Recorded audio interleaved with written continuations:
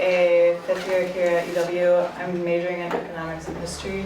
Senior Gina Slesar says she didn't expect to spend her final year at UW-Madison conducting a significant research project, and she never expected it to help her discover her passion for advocacy, research, and communication. I was focusing on something else when I presented it to the class, and I just happened to read about it really quick before my presentation. But after my presentation, during our discussion, everybody was like, "Did that really happen?" And then I was like, "Oh, I'm not sure, maybe I read it wrong." What she stumbled across was a little-known bit of campus history surrounding discrimination in 1962 towards male students perceived to be gay. Slesar says while she had text to work from, it was hard to think of such an incident happening at UW-Madison. History Associate Professor William Jones told her to dig into it, and it wasn't until she was able to put a face to the event that the story began to come alive.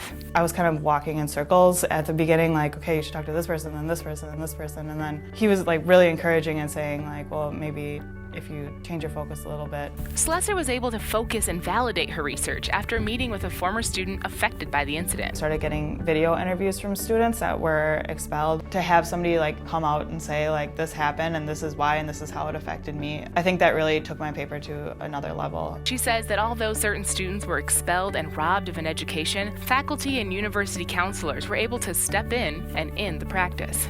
Given a confidence boost by Professor Jones, Slesar reached out to other campus resources. She connected with the LGBT Campus Center, where she was able to find more contacts and information. The center was so impressed by her research, they hosted a brown bag seminar so she could present her findings. I feel like I can always go in there and like talk to them and say like, do you have any suggestions? Is there anything about LGBT history that I'm missing? Because I'd never really taken an LGBT history course before. The research opportunity showed Slesar that the campus had worked through that difficult time.